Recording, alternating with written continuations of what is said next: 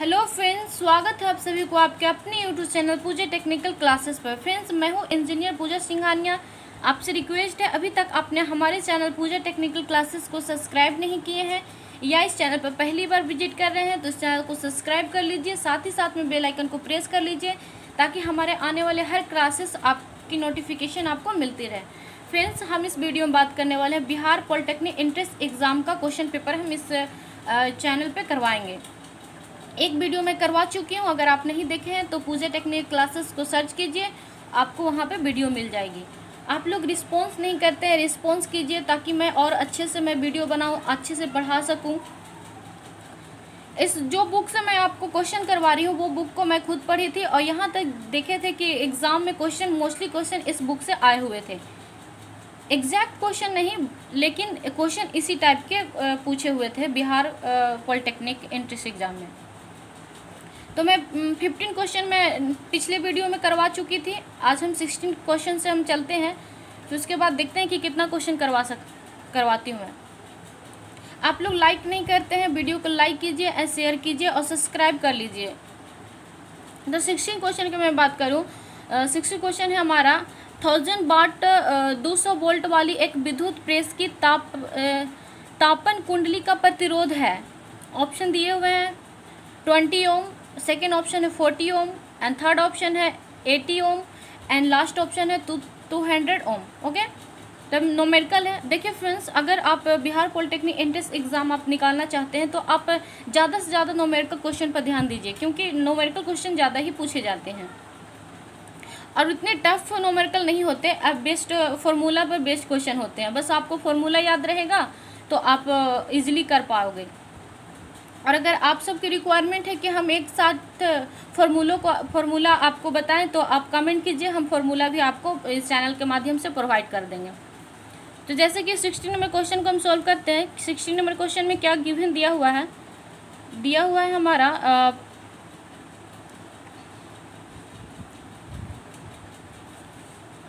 हमारा पावर दिया हुआ है 1000 वाट। ओके है ना, एंड वोल्ट दिया हुआ है हमारा 200 वोल्ट।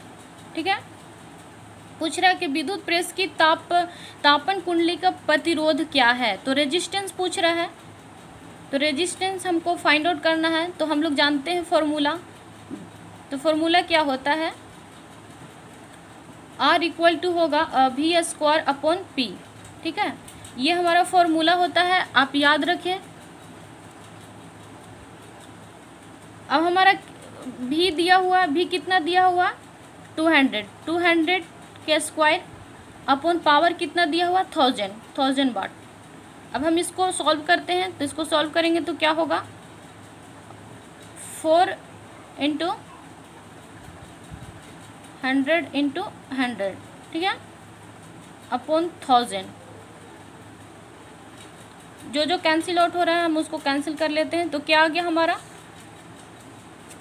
हमारा आंसर आ गया 40। और रेजिस्टेंस का यूनिट क्या होता है ओम। यूनिट पर भी ध्यान दीजिएगा, ठीक है, यूनिट से रिलेटेड क्वेश्चन पूछ लिए जाते हैं कि रेजिस्टेंस का प्रतिरोध का क्या ऐसा यूनिट होता है, सीजीएस यूनिट क्या होता है, करंट का क्या होता है, तो आप यूनिट पर ज़रूर ध्यान दें। तो हमारा 40 ओम इसका करेक्ट आंसर आ गया। अब हम देखते हैं कि इसमें ऑप्शन में मैच कर रहा है कि नहीं।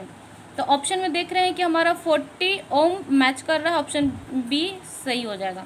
अब नेक्स्ट क्वेश्चन नंबर 17 देखते हैं। क्वेश्चन नंबर 17 कहता है कि नीचे दिए हुए विद्युत परिपथ में सेलों के विद्युत वाहक बल और आंतरिक प्रतिरोध प्रदर्शन है। देखिए फ्रेंड्स, हिंदी में कुछ प्रॉब्लम्स हो जाती है क्योंकि मोस्टली हम इंग्लिश में ही पढ़ते हैं, तो इंग्लिश ज़्यादा जानते हैं, लेकिन हिंदी है जो थोड़ा हमको पढ़ने में कुछ प्रॉब्लम होता है।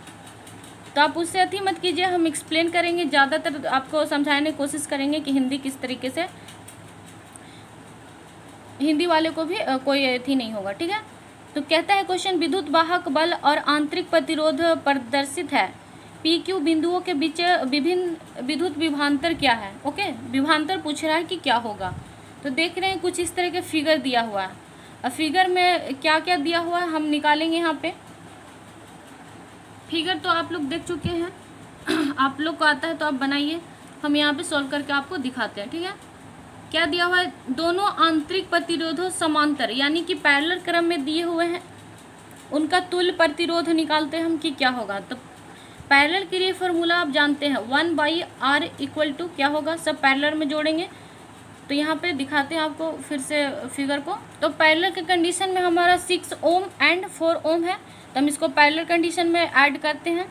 तो इसका हम लिखेंगे 1/6 प्लस 1/4, तो क्या हो जाएगा, एलसीएम 6 हो जाएगा एंड 1 प्लस 6 नहीं होगा, 6 चौके 24 हो जाएगा, ऊपर 4 हो जाएगा एंड इधर 6 हो जाएगा। तो 6 4 10 अपॉन 24, 10/24 हो गया। तो इसका आंसर हो जाएगा 5 दूनी 10 एंड 6 दूनी 12 यानी कि 12 दूनी 24, 5 दूनी 10 एंड 12 दूनी 24, तो 5/12 हो जाएगा ये R। तो हम R निकालेंगे तो R कितना हो जाएगा, 12/5 हो जाएगा ओम। हम नेक्स्ट कैलकुलेशन करते हैं। अब हम यहाँ पे इसको सिंप्लीफाई और करेंगे तो कितना हो जाएगा, 2.4 ओम हो जाएगा। ठीक है, ओम का सिंबल ऐसे होता है। ठीक है, 2.4 हो गया। अब हम यहाँ पे करंट निकालते हैं तो I1 इक्वल टू क्या होगा, I1 इक्वल टू हो जाएगा current V directly proportional V/R हो जाएगा और V1/R1। तो V1 हमारा गिवन दिया हुआ है कितना, 15। ठीक है, क्वेश्चन में आप देख लीजिएगा 15 दिया हुआ है एंड R1 दिया हुआ है जो 6 दिया हुआ है।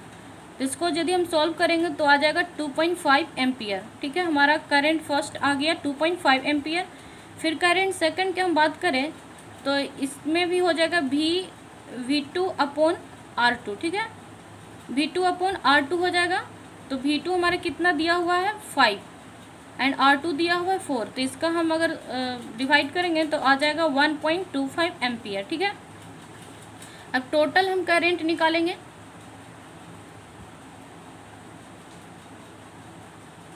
टोटल हमारा करंट कितना हो जाएगा, I1 प्लस I2। ओके, तो I1 कितना हमारा था 2.5 प्लस 1.25, तो टोटल हमारा आ गया कितना 3.75 एम्पियर। ओके, P और Q के बीच विभवांतर पूछ रहा है, विद्युत विभवांतर क्या होगा। तो V इक्वल टू हम जानते हैं V equal to I into R, ये हम रिलेशन जानते हैं। तो V फाइंड आउट करना है, I हमारा निकल गया टोटल 3.75 एम्पियर इंटू R कितना दिया, R हमारा फाइंड आउट होकर आ गया है 2.4 ओम। ठीक है, तो टोटल हमारा कितना हो गया, आंसर आ गया 9 वोल्ट आ गया हमारा आंसर। ठीक है, तो 9 वोल्ट हमारा इसका सही उत्तर हो गया। अब ऑप्शन में देखते हैं, ये आपका कंप्लीट सॉल्यूशन है। ओके, अब हम ऑप्शन में देख लेते हैं। देख रहे हैं कि ऑप्शन में 9 वोल्ट हमारा ऑप्शन नंबर बी में है, तो सही उत्तर हो जाएगा ऑप्शन नंबर बी।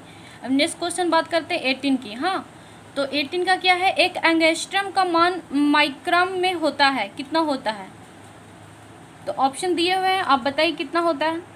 एक एंगस्ट्रम बराबर होता है कितना, एक एंगस्ट्रम इक्वल टू होता है हमारा 10⁻⁻10 मीटर होता है। Okay, and 1 angstrom equal to हो जाएगा, माइक्रोन में बात करें तो 10⁻⁴ माइक्रोन, याद रखिएगा। ठीक है, तो सही उत्तर क्या हो जाएगा, इसमें ऑप्शन दिए हुए हैं, option A is the correct answer. Next question, question number 19। Question number 19 क्या है, एक वर्ग ABCD के चारों बिंदुओं पर क्रमशः -5 कूलाम +3 कूलाम +5 कूलाम तथा -3 कूलाम आवेश के कण है। तो वर्ग के केंद्र पर स्थित एक कूलाम आवेश पर लगने वाला बल होगा।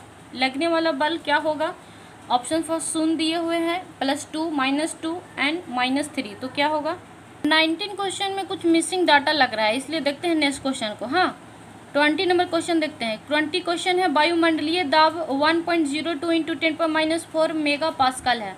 वायुमंडल द्वारा एक मनुष्य के शरीर पर लगने वाला बल है। मनुष्य के शरीर का क्षेत्रफल 1.6 मीटर स्क्वायर है। सॉल्व करते हैं इसको। यहाँ पे 20 नंबर क्वेश्चन में क्या क्या गिवन दिया हुआ है, यहाँ पे दिया हुआ है प्रेशर फाइंड आउट करना है, ठीक है। प्रेशर नहीं, फोर्स फाइंड आउट करना है। यहाँ पे प्रेशर गिवन दिया हुआ है। प्रेशर कितना दिया हुआ है 1.02 इंटू 10⁻⁻1 मेगा पास्कल दिया हुआ है। एंड यहाँ पे एरिया भी गिवन दिया हुआ है। एरिया हमारा कितना दिया हुआ है 1.6 मीटर स्क्वायर, ठीक है। अब पूछ रहा है कि फोर्स कितना होगा, फोर्स इसमें फाइंड आउट करना है। तो हम फोर्स निकालते हैं। तो हम लोग जानते हैं फोर्स इक्वल टू होता है प्रेशर इंटू एरिया, प्रेशर के फॉर्म में। तो ये फॉर्मूला होता है। अब यहाँ पे हम फोर्स फाइंड आउट कर लेते हैं। अब प्रेशर कितना है हमारा 1.02 into 10⁻⁻1 mega pascal. And mega pascal है तो इसको हम चेंज करेंगे तो 10⁻6 से मल्टीप्लाई करेंगे। उसके बाद कितना दिया हुआ है हमारा एरिया 1.6 दिया हुआ है। तो हमको सॉल्व करके क्या आ जा रहा है फोर्स हमारा जो आ रहा है 1.632 इंटू 10⁵ न्यूटन हमारा फोर्स हो जाएगा। तो ये सही उत्तर हो जाएगा। हमने ऑप्शन की बात कर लेते हैं।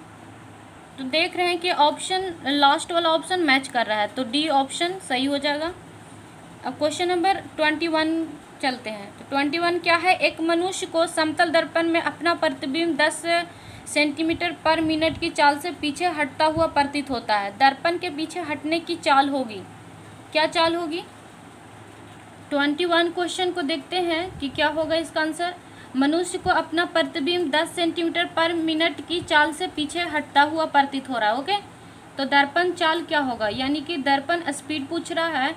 तो दर्पण फॉर्मूला आप जानते हैं कि क्या होगा, दर्पण चाल इमेज साइज अपॉन 2। ओके, तो इमेज साइज हमारा दिया हुआ 10, तो 10/2 हो जाएगा, इक्वल टू हो जाएगा 5 सेंटीमीटर पर मिनट। पर मिनट की बात कर रहा है तो 5 सेंटीमीटर पर मिनट यानी 5 इसका आंसर हो जाएगा। तो ऑप्शन में देख लेते हैं। ऑप्शन बी नंबर में है, तो option B is the correct answer हो जाएगा। अब नेक्स्ट क्वेश्चन देखते हैं, क्वेश्चन नंबर 22।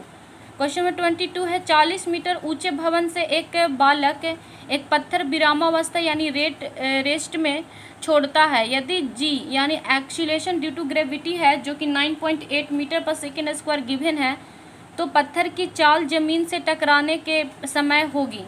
तो क्या होगी, सोल्व करके हम आपको दिखाते हैं क्या क्या गिवन है। तो इसमें जो गिवन है हाइट दिया हुआ है आपका 40 मीटर।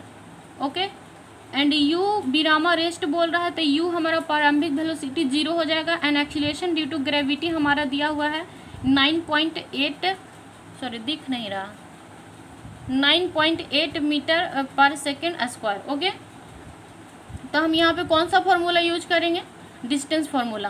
क्या, क्योंकि हमको वेलोसिटी पूछ रहा है तो डिस्टेंस फार्मूला से हम जानेंगे। क्या जानते हैं, V square equal to U square plus 2gh। ओके, तो हमारा v तो नहीं दिया हुआ है लेकिन u दिया हुआ, तो u का स्क्वायर u 0 हो गया। 2g कितना दिया हुआ 9.8 एंड हाइट दिया हुआ जो 40 मीटर दिया हुआ है। तो v स्क्वायर इक्वल टू क्या आ गया हमारा, तो हमारा आ गया 784। इसको सोल्व करेंगे तो 784 आएगा। एंड स्क्वायर हटाएंगे तो रूट चला जाएगा 784। रूट का क्या हो जाएगा इतना 28 मीटर पर सेकेंड। तो हमारा सही उत्तर आ जाएगा 28 मीटर पर सेकेंड वेलोसिटी आ जाएगा। ये कंप्लीट सॉल्यूशन है। ऑप्शन में देख लेते हैं। यहाँ पे देख रहे हैं कि ऑप्शन ए में मैच कर रहा है 28 मीटर पर सेकेंड वेलोसिटी, तो इसका करेक्ट आंसर हो जाएगा 28। ओके, नेक्स्ट क्वेश्चन देखते हैं। फ़ारेनहाइट स्केल पर परम शून्य यानी एब्सोल्यूट 0 का मान क्या होगा। तो हम इसको चेंज करके दिखाते हैं कि क्या वैल्यू आता है।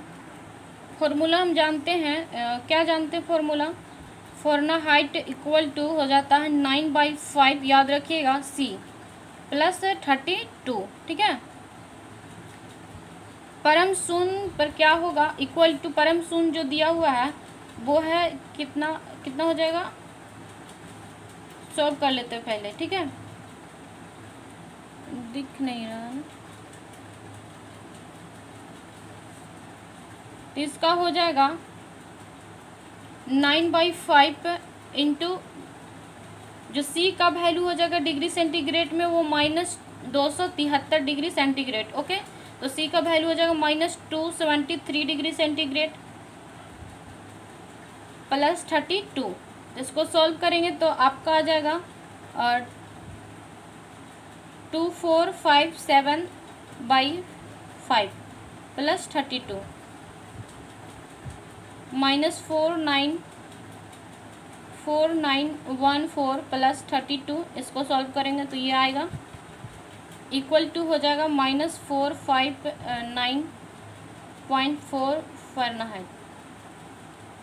तो आपका ये सही उत्तर हो जाएगा। ऑप्शन में देख लेते हैं फ्रेंड्स। अगर आप जानना चाहते हैं कि इतनी बड़ी कैलकुलेशन अगर एग्ज़ाम में आ जाए, आपको तो कैलकुलेटर नहीं मिलता है, तो आप कैसे आसानी से उसको सॉल्व कर सकते हैं। जैसे कि पॉइंट वाला आ जाता है तो सॉल्व करना बहुत ही टफ होता है, तो हम उसको सॉल्व करने के लिए बताएंगे। अगर आप लोग चाहते हैं तो आप कमेंट में कीजिए, तो हम वीडियो में बताएंगे। आपको एक वीडियो स्पेशल बनाएंगे जिसमें बताएंगे कि अगर हमारा बहुत बड़ा डिजिट आ जाता है तो हम उसको सॉल्व करके आसानी से हम ऑप्शन को कैसे चूज कर सकते हैं। ओके, यहाँ पे 23 का ऑप्शन में मैच कर रहा है ऑप्शन नंबर बी, तो ऑप्शन नंबर बी करेक्ट हो जाएगा। अब नेक्स्ट क्वेश्चन देखते हैं 24 क्या है। एक 20 मीटर लंबी छड़ है, इसके दोनों अंतों पर 8 किग्रा तथा 12 किग्रा भार लटका रहा है।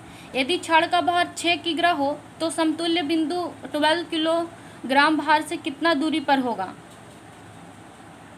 यहाँ पे देखेंगे हम 24 का क्वेश्चन में क्या क्या दिया हुआ है और हम उसको सॉल्व करते हैं। तो 24 में कुछ इस तरह बातें कह रही है कि इतना हमारा ए एंड बी है एंड 3 चीज़ यहाँ पे लटका हुआ है। ठीक है, ये इस तरीके से, और टोटल जो यहाँ से दूरी है वो 20 मीटर है। 20 मीटर है, 20 10 मीटर पर ये है और 10 मीटर पर ये है, और एक यहाँ से ये डी हो गया इसका। यहाँ पे 8 kg का है, यहाँ पे 6 kg का एंड यहाँ पे 12 kg का। ओके, तो हम यहाँ पे लेट करेंगे कि लेट समतुल्य बिंदु 12 kg भार से डी दूरी पर होगा। क्या होगा, 8 × 20 - D plus 6 × 10 - D equal to 12d।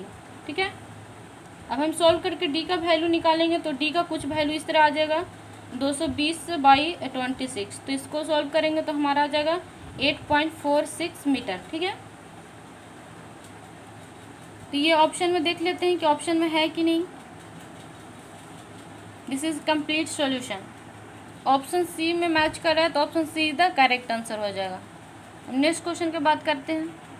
Question में है, यदि किसी सतह पर लगने वाले बल को दुगना कर दिया जाए तथा सतह के क्षेत्रफल को आधा कर दिया जाए तो दाब यानी प्रेशर प्रारंभिक दाब का कितने गुना हो जाएगा। ठीक है, तो हम प्रेशर फोर्स बराबर क्या जानते हैं, pressure into area, and pressure equal to हो जाएगा फोर्स बाई एरिया।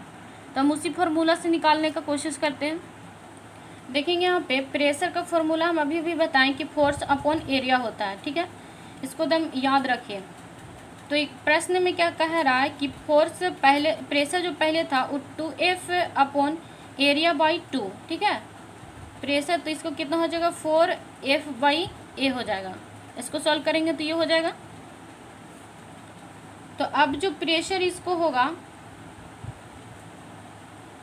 पहले का ये हो गया। ठीक है, पहले ये प्रारंभिक ये हो गया, तो P डैश इक्वल टू हो जाएगा हमारा, इसको अगर इतना इक्वल टू P हो गया। ठीक है, तो 4 के जगह हम कितना लिख देंगे, P लिख देंगे, तो हमारा ये हो जाएगा 4P। अब ऑप्शन में देख लेते हैं, प्रारंभिक जो प्रेशर होगा वो कितना हो जाएगा हमारा 4 गुना हो जाएगा, तो सही ऑप्शन हो जाएगा 4। ठीक है, अब नेक्स्ट क्वेश्चन देखते हैं। नेक्स्ट क्वेश्चन है, दो समान वेक्टरों का परिमाण 0 है। ओके, उनके बीच का कोण होगा, उनके बीच का जो एंगल होगा वो कितना होगा। तो हम लोग एक फार्मूला जानते हैं, रिजल्टेंट फार्मूला, जो कि आप सब पढ़े होंगे तो जानते होंगे।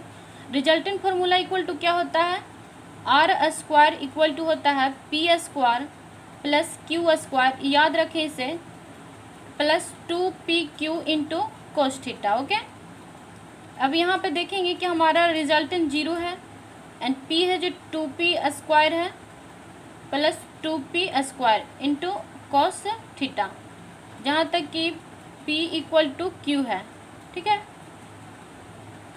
तो हमारा क्या हो जाएगा, कोस थीटा माइनस 1, तो थीटा इक्वल टू क्या हो जाएगा, थीटा इक्वल टू 180 डिग्री हो जाएगा। ठीक है, कैसे होगा, आप यहाँ पे 2p कोमा ले लेते हैं तो हो जाएगा ना, 2p स्क्वायर कोमा लेंगे तो क्या हो जाएगा हमारा कोस थीटा। ठीक है, 2p कोमा लिए तो कोस थीटा यहाँ पे बचा प्लस 1 बचा। ठीक है, प्लस 1 बचा, तो यहाँ पे क्या हो जाएगा, 2p स्क्वायर को हम थीटा मान लेते हैं, इतना इक्वल टू हमारा 0 है, तो ये 0 हो जाएगा इतना बराबर, एंड इतना बराबर 0, तो cos theta plus 1 equal to 0, तो कोस थीटा इक्वल टू -1 हो जाएगा। तो थीटा का वैल्यू हमको फाइंड आउट करना, तो थीटा इक्वल टू हो जाएगा -1 किसका, 180 डिग्री का होता है, तो सही उत्तर हो जाएगा 180 डिग्री। ठीक है, अब देखते हैं ऑप्शन में मैच करता है कि नहीं। तो ऑप्शन में देख रहे हैं कि ऑप्शन नंबर बी मैच कर रहा है, तो option B is the correct answer हो जाएगा। अब नेक्स्ट क्वेश्चन बात करते हैं, एक इंजन की सामर्थ्य 30 किलोवाट है। ओके, इसके द्वारा 150 किग्रा के पिंड को 50 मीटर की ऊंचाई तक उठाने में लगने वाला समय एक्सीलरेशन ड्यू टू ग्रेविटी जो दिया हुआ 9.8 मीटर पर सेकेंड स्क्वायर। इसको सॉल्व करते हैं। पी हमारा कितना दिया हुआ, पी जो दिया हुआ 30 किलोवाट दिया हुआ। ठीक है, तो वाट में अगर इसको चेंज करेंगे तो किलोवाट यानी 30 इंटू 1000 वाट। ठीक है, तो हमारा कुछ ये आ जाएगा। अब मास का बात करें यानी कि द्रव्यमान, तो मास हमारा कितना दिया हुआ 150 kg। ठीक है, और हाइट हमारा गिवन है क्वेश्चन में, क्या गिवन है 50 मीटर। ओके, असामर्थ्य जो हम फॉर्मूला जानते हैं P equal to mgh upon T। ठीक है, तो हम यहाँ पे T निकालना है, तो T इक्वल टू क्या हो जाएगा mgh अपॉन P हो जाएगा। ठीक है, आप लोग अगर चाहते हैं कि और अच्छे से एक्सप्लेन करें तो आप कमेंट में करें, नहीं तो अगर जिस तरह मैं बता रही हूँ अगर आपको समझ में आ रहा है तो ठीक है, अगर नहीं तो फिर आप बोलिए, हम और भी अच्छे तरीके से आपको समझाने का कोशिश करेंगे। अब हम एम का वैल्यू, मास कितना है 150 इंटू जी कितना दिया हुआ है 9.8 इंटू एच हमारा 50 अपॉन पावर कितना है 30 इंटू 1000 किलोवाट में दिया हुआ था, तो हम वाट में चेंज किए, तो इसे हम सॉल्व करेंगे तो क्या आ जाएगा 2.45 सेकेंड। ओके, तो समय हमारा आ गया 2.45 सेकेंड। अब ऑप्शन में देख लेते हैं, यहाँ देख रहे हैं ऑप्शन नंबर फर्स्ट है जो मैच कर रहा है 2.45 सेकेंड, तो करेक्ट आंसर हो जाएगा। अब नेक्स्ट क्वेश्चन है, 1 kg भार तुल्य होगा कितना का, कितना न्यूटन का होगा।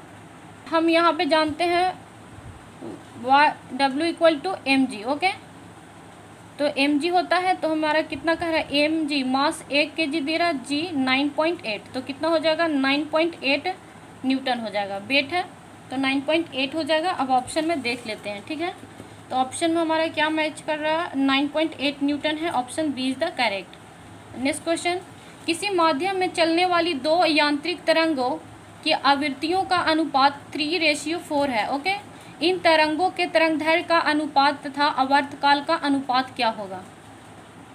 यहाँ पे हम 30 क्वेश्चन को सॉल्व करते हैं। क्या कहता है 30 नंबर क्वेश्चन में कि आवृत्ति जिसको फ्रीक्वेंसी बोलते हैं। Okay, frequency is directly proportional to क्या होता है वेवलेंथ, यानी कि तरंगदैर्घ्य जिसको हिंदी में बोलते हैं, जानते N2/N1 इक्वल टू λ1 अपॉन λ2। ठीक है, अब λ1 अपॉन λ2 इक्वल टू गिवन है 4/3। ठीक है, अब हम टाइम पीरियड को बात करते हैं, तो टाइम पीरियड का फॉर्मूला होता है जिसको हम आवर्तकाल बोलते हैं 1/फ्रीक्वेंसी यानी आवृत्ति, तो इसका भी क्या होगा T1/T2 इक्वल टू N2/N1 हम लिख सकते हैं ना, इक्वल टू 4/3। तो देखते हैं ऑप्शन में कौन ऑप्शन में मैच करता है ये। तो हमारा जो रेशियो में आया 4:3। ठीक है, तो 4:3 किस में मैच कर रहा है, या 3:4। 4:3, यहाँ पे 4:3 कौन सा ऑप्शन में, सी ऑप्शन में मैच कर रहा है, तो option number C is the correct answer. ठीक है, नेक्स्ट वीडियो मिलते हैं, आप लोग को देखते हैं रिस्पॉन्स कैसा आता है। उसके अकॉर्डिंग हम और भी यहाँ पे मेहनत करके आपको वीडियो प्रोवाइड करेंगे। और भी बुक है हमारे पास जो बहुत ही अच्छे अच्छे बुक हमने रखे हैं, आप लोग चाहेंगे तो आप लोग का डिमांड होगा तो हम बनाएंगे video. Thank you for watching, मिलते हैं नेक्स्ट वीडियो में। ओके।